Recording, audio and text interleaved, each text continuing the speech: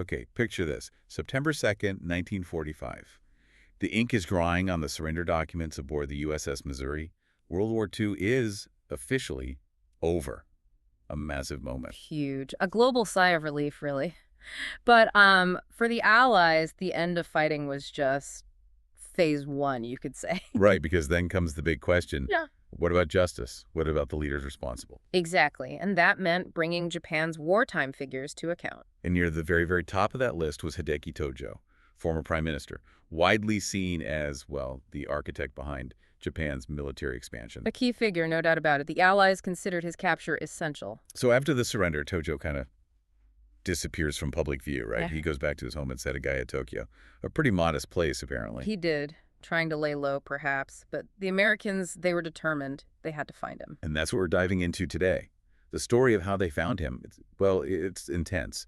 There's a gunshot, a really strange twist, where his enemies end up saving his life. It's an incredible sequence of events, really speaks volumes about that immediate post-war moment. Yeah, let's unpack it. So, General MacArthur, Supreme Commander for the Allied powers, he wastes no time.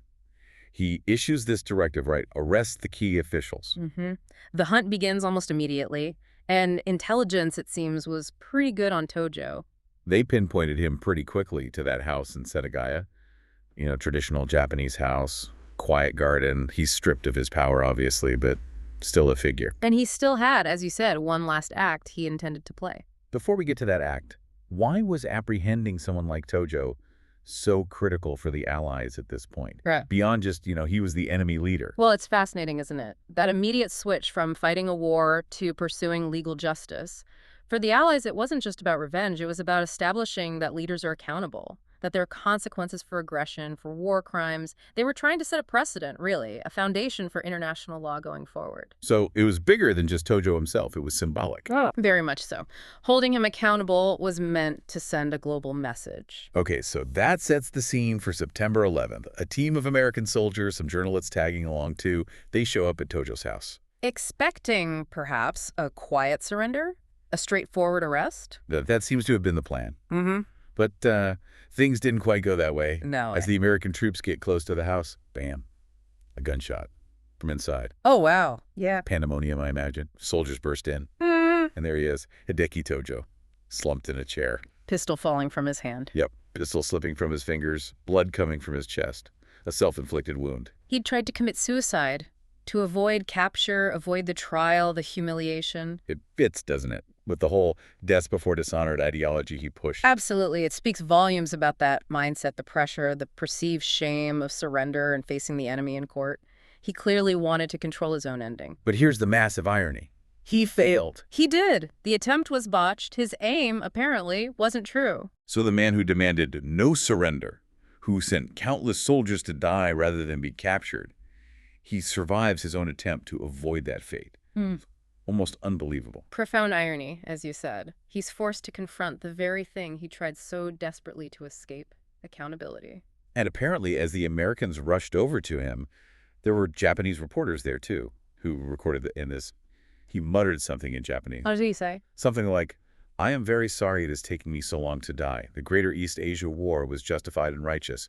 I am very sorry for the nation and all the races of the greater Asiatic powers." Wow. Even then, clinging to the justification, the ideology, no surrender in his beliefs, even as his body was failing him, or rather not failing him enough. It's a powerful image. Yeah. Defeated, wounded, but still defiant in his words. And that leads to the next really unexpected turn, right? Yes. The Americans, Yeah. his enemies, they don't just stand there and let him die. No, they intervene. A U.S. Army medic immediately starts working on him, trying to stop the bleeding, stabilize him. And an interpreter asks him if he has any final words, even in that state. Apparently so. And Tojo, struggling, basically repeated his belief that he'd acted honorably for Japan, but he did add something like history would decide otherwise. A small concession, maybe. Perhaps. Or just acknowledging the inevitable judgment of the victors. But the act of saving him is hugely significant. Why so significant? From the Allied perspective. Well, think about it. Instead of letting their key enemy die, potentially becoming a martyr in some eyes, they save him. It demonstrated very publicly a commitment to process, to justice, not just revenge. They wanted him alive to stand trial. He reinforced their message that this wasn't about battlefield vengeance. It was about establishing legal accountability according to defined principles, setting that standard. So saving him was almost as important symbolically as capturing him. You could argue that, yes, it underscored the entire Allied approach to post-war justice. So they stabilize him, rush him off to a military hospital, heavy guard, obviously. And the news gets out. The world learns about the failed suicide attempt. Those images of Tojo, wounded, weak, in a hospital bed under Allied guard, must have been an incredibly potent symbol of Japan's defeat. Absolutely stark. The mighty warlord, utterly broken and captive, a visual endpoint to Japan's military ambitions. And crucially, he recovers, enough to face justice. Which brings us to the trial, the International Military Tribunal for the Far East. The Tokyo trial, basically. Modeled after Nuremberg, right? Set up specifically for this purpose. Exactly. A landmark effort to hold top leaders accountable. And the trial, it wasn't quick. It went on for over 2 years. A very lengthy, complex process. And Tojo's stance during the trial. Unapologetic, by all accounts. He took full responsibility for his actions as prime minister, but insisted they were justified for Japan's survival and interests. He didn't try to shift blame. Not in a significant way, no. He largely owned his decisions while defending the rationale behind them. And this trial itself, beyond Tojo, its importance. Immense. Along with Nuremberg, it really cemented the principles of international criminal law. War crimes, crimes against humanity, holding individuals responsible, not just states. Foundational stuff. Okay, so after 2 years, the verdict comes down. Yes, in 1948, Tojo is convicted on several counts, essentially war crimes. And the sentence? Death. He was executed by hanging. Yes, on December 23rd, 1948, at Sugamo Prison. His final words, reportedly, expressed regret for the suffering the war caused the Japanese people, but still maintained he acted in Japan's best interests. Consistent right to the very end, it seems. In his own view, yes. His capture, the failed suicide, the trial, the execution, it really became one of the defining narratives of post-war Japan. More than just the fall of one man. Oh, much more. It symbolized the end of that whole militaristic chapter. The ideology he represented was being judged and dismantled. And this directly connects to changes within Japan itself, right? The new constitution. Absolutely. Japan's surrender and moments like Tojo's capture and trial paved the way for that new constitution. Largely written by Americans, yes, but with Japanese input. And famously, Article 9, the clause forbidding Japan from maintaining an offensive military force, a direct reaction to the era that Tojo embodied. It marked a fundamental shift in Japan's identity. A forced shift, maybe, but a profound one. From aggressive military power to something entirely different. A pacifist nation, constitutionally at least. It was a radical transformation, and Tojo's end was a powerful symbol of that turning point.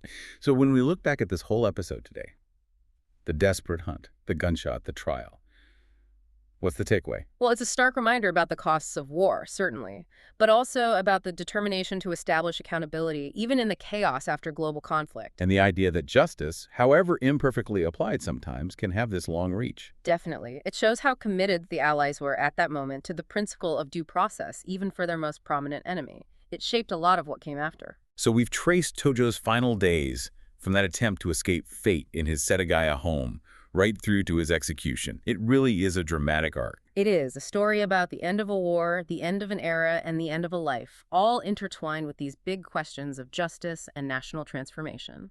His personal end really did signal a new beginning for Japan, didn't it? That post-war identity, the Constitution. In many ways, yes. The fall of such a central figure cleared the path, symbolically and politically, for fundamental change. It's a powerful example of how individual fates can mirror national shifts. We hope diving into this specific moment, this dramatic capture and its aftermath, has given you, our listener, maybe a different angle on how World War II wound down and how the seeds of the post-war world were sown. Yeah, it makes you think, doesn't it? Consider this. How do these very personal, often dramatic endings of powerful figures, especially those facing defeat like Tojo, how do they echo through history? How do they keep shaping how a nation remembers itself and maybe even directs its future long after the dust settles? Something to definitely mull over. Thanks for diving deep with us today.